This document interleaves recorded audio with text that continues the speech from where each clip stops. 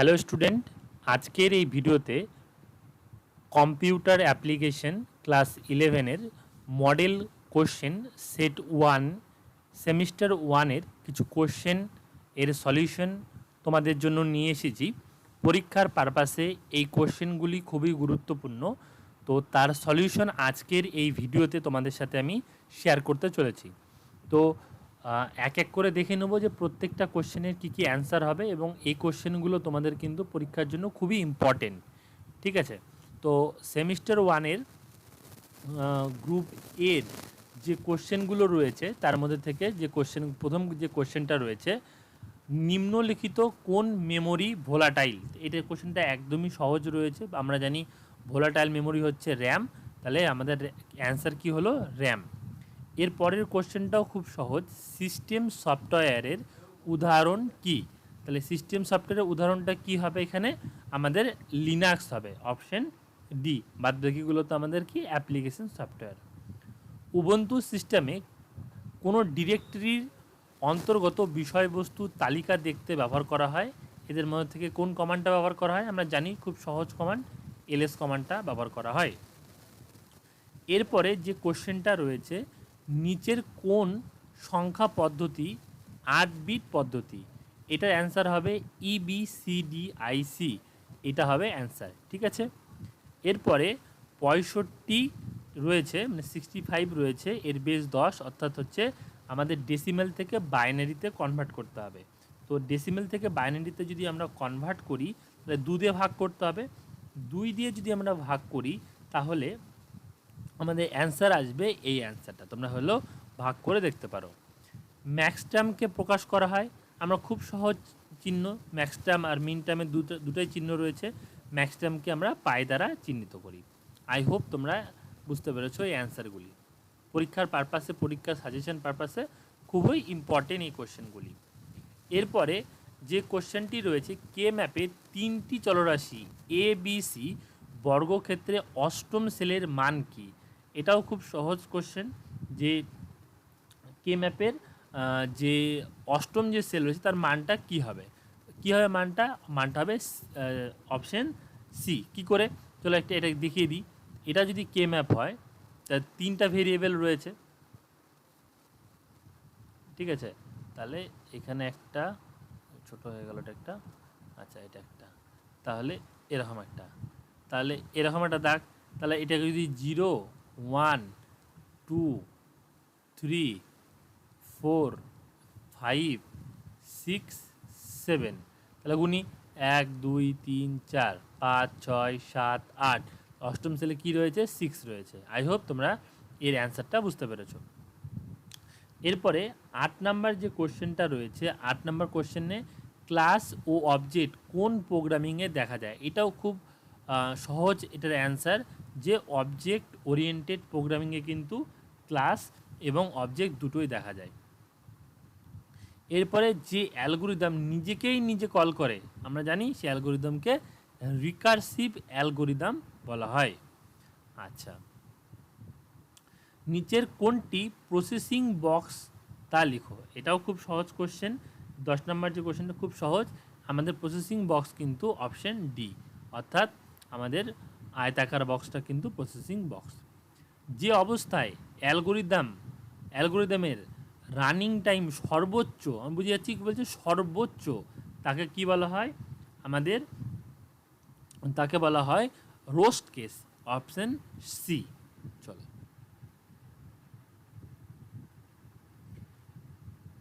এরপরে বলেছে সমস্যা সমাধানে শেষ ধাপটি কি, মানে সমস্ত কাজ হয়ে গেলে শেষে কি করতে হয়? শেষে করতে হয় আমাদের কোডিংয়ের মাধ্যমে সমাধান করতে হয়। 13 নম্বর কোশ্চেনটি কি রয়েছে, MS এক্সেলে ওয়ার্কশিটের রোর সংখ্যা কত? রোর সংখ্যা হলো 10,48,576। MS এক্সেলে স্প্রেডশিট জুম করতে আমাদের ড্যাশ রিবনের অন্তর্গত জুম অপশানে ক্লিক করতে হবে। তাহলে 14 নম্বরে অ্যান্সার হবে অপশন সি, এটা হচ্ছে ভিউ রিবনে থাকে। এক্সেলের ড্যাশ ফাংশন দ্বারা একই কলাম বা রোতে উপস্থিত সংখ্যাগুলির যোগফল নির্ণয় করা যায়। তো খুবই সহজ জিনিস, যে যোগ করতে গেলে আমরা সামই ব্যবহার করি, তাহলে সাম হবে। MS এক্সেলের নিচের কোনটি লজিক্যাল ফাংশন নয়? নয় কোনটি? ম্যাক্স কিন্তু লজিক্যাল ফাংশন না, বাদবাকি অ্যান্ড অর নট এই তিনটেই কিন্তু লজিক্যাল ফাংশন। এরপরে গ্রুপ এর লাস্ট কোশ্চেন, এই কোশ্চেনটা একটু টাফ রয়েছে স্টুডেন্টদের ক্ষেত্রে, কারণ শর্টকাট কি অনেক রয়েছে। তো সেই ক্ষেত্রে এমএস এক্সেল টেবিলের হেডারে ফিল্টারিং বন্ধ ও চালু করার শর্টকাট কি হবে, এটার অ্যান্সার হবে অপশন সি। এটা মুখস্থ করে নিও, অল প্লাস ডাউন অ্যারো কির সাহায্যে আমরা কিন্তু, ডাউন অ্যারো কি বলতে এরকম নিচের দিকে যে তীর চিহ্নটা থাকে এটার সাহায্যে কিন্তু আমরা ফিল্টারিং অপশনটিকে কিন্তু আমরা হচ্ছে হাইট আনহাইট করতে পারি। ঠিক আছে, এরপরে চলে আসি আমরা গ্রুপ বিতে। গ্রুপ বিতে প্রথম যে কোশ্চেন রয়েছে, হাই লেভেল ল্যাঙ্গুয়েজ ও মেশিন ল্যাঙ্গুয়েজের অন্তর্বর্তী ল্যাঙ্গুয়েজ হলো ড্যাশ। তাহলে দুটো হাই লেভেল মেশিন ল্যাঙ্গুয়েজের মধ্যবর্তী ল্যাঙ্গুয়েজ কি আমরা জানি অ্যাসেম্বলি ল্যাঙ্গুয়েজ। তাহলে দেখো এখানে খুব সহজেই অ্যান্সার পেয়ে যাচ্ছি, তাহলে আমরা এখানে দাগ দিয়ে দেবো ল্যাঙ্গুয়েজ। অপশন সি হচ্ছে কারেক্ট অ্যান্সার। আমরা খুব বেশি খুঁজবো না, যদি তাড়াতাড়ি পেয়ে যায় তাহলে আমরা বেশি খুঁজতে যাব না। এর পরের কোশ্চেন যেটা রয়েছে, ড্যাশের আক্ষরিক অর্থ অন্যের বৈশিষ্ট্যকে নিজের মধ্যে ধারণ করে। ড্যাশ হলো একটি অবজেক্ট ওরিয়েন্টেড প্রোগ্রামিং, যা একটি পরিবর্তনশীল ফাংশন বা একাধিক রূপ গ্রহণ করতে ক্ষমতাকে বোঝায়। এটাও খুব সহজ, কি করে যে ইনহেরিটেন্স কি করে অন্যর বৈশিষ্ট্যকে নিজেদের মধ্যে ধারণ করে, আর পলিমরফিজম কি করে অবজেক্ট ওরিয়েন্টেড প্রোগ্রামিংয়ে পরিবর্তনশীল ফাংশন হিসাবে কাজ করে। হলো, আচ্ছা। এরপরে লাস্ট কোশ্চেন যেটা রয়েছে, এমএস এক্সেলের দুটি গুরুত্বপূর্ণ চার্ট কি? একদম সহজ, দুটি গুরুত্বপূর্ণ চার্ট হলো কলাম চার্ট, পাই চার্ট, আর বাদবাকিগুলো হলো সাব, মানে প্রত্যেকটা ভিতরের অংশ।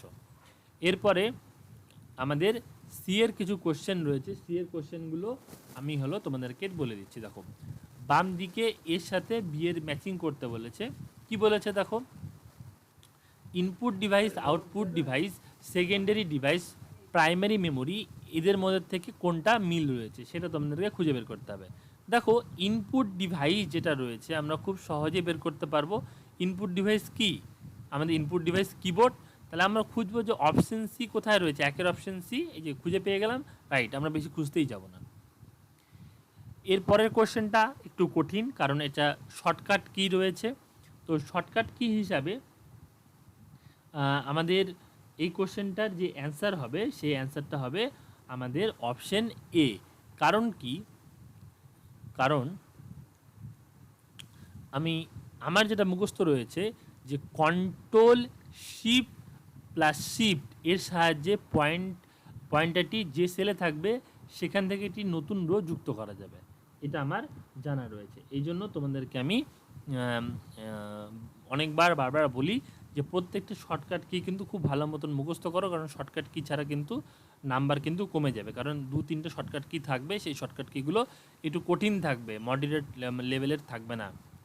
তাহলে অবশ্যই কিন্তু এটা তোমাদেরকে পড়তে হবে। এরপরে বিবৃতি আর যুক্তিমূলক কিছু কোশ্চেন রয়েছে আমাদের ডি গ্রুপের। তো এখানে বলেছে 253 এই ডিজিট বা অঙ্ক সংখ্যাগুলি যদি স্থান পরিবর্তন করে তাহলে তাদের মানের পরিবর্তন হয়। এটা ঠিক। পজিশনাল নাম্বার সিস্টেমে অঙ্ক সংখ্যার অবস্থানগত পরিবর্তন হলে অঙ্ক সংখ্যার মানের পরিবর্তন হয়, এটাও ঠিক।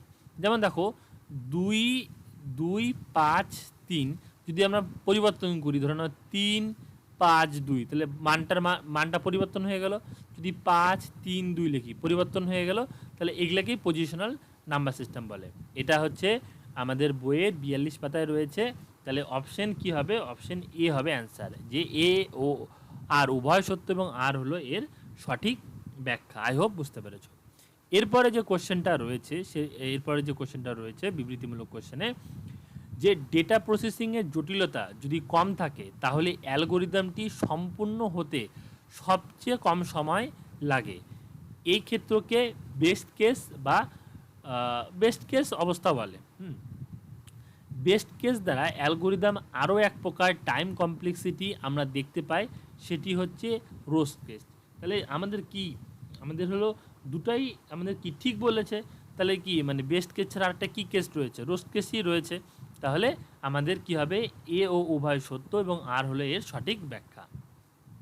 তাছাড়া একটাও হবে না। হ্যাঁ, এরপরে কি প্রোডাক্ট হলো এমএস এক্সেলে একটি ম্যাথামেটিক্যাল ফাংশন। ঠিক, প্রোডাক্ট ফাংশনের সাহায্যে যে কোনো রো এবং সেলে উপস্থিত সংখ্যাগুলিকে গুণফল নির্ণয় করা যায়। এটাও ঠিক। তাহলে কি হবে? অপশন এ সঠিক ব্যাখ্যাটাই হবে। এরপরে এটা আমরা দেখেই বুঝতে পারছি এটা একদমই সহজ কোশ্চেন।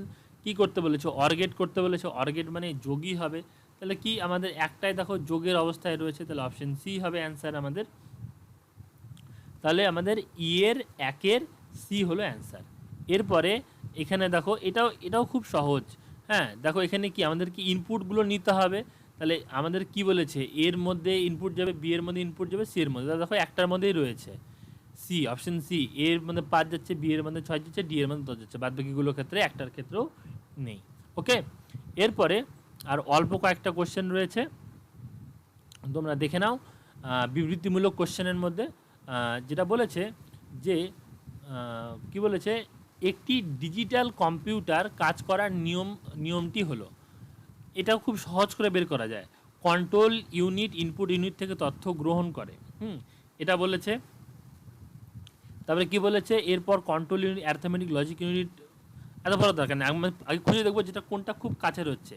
প্রথমে কি করবে? ইনপুট ডিভাইসের মাধ্যমে প্রথমে সমস্ত প্রকার তথ্য কন্ট্রোল ইউনিটে প্রেরিত হবে। এটা কমন বিষয়। আমরা ইনপুট দেবো, সেটা তারপরে সিইউতে যাবে। তারপরে কন্ট্রোল ইউনিট সেই তথ্যকে গ্রহণ করবে। প্রথমে 3 আর 2 কোথায় আছে সেটা খুঁজবো। না, 3টা থাকবে আমাদের পরে, 2টা দেখতে হবে 2টা কোথায় মিডলে রয়েছে।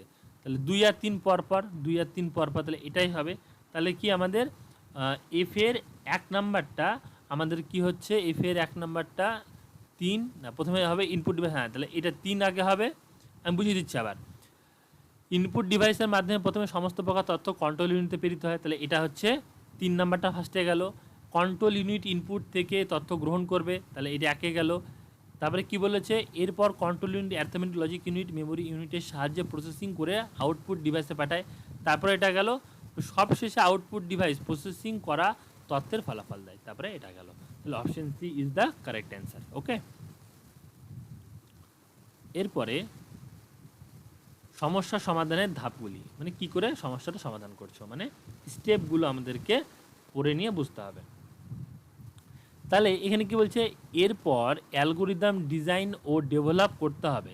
অর্থাৎ প্রথমে কোনো সমস্যার সমাধান খোঁজার আগে সমস্যাটি বিশ্লেষণ করতে হবে। মানে এটা 2 নাম্বারটা আগে হবেই। দেখো 2 নাম্বারটা কোথাও নেই, 2 নাম্বারটা শুধু এতেই রয়েছে। তাহলে এটাই অ্যান্সার হবে।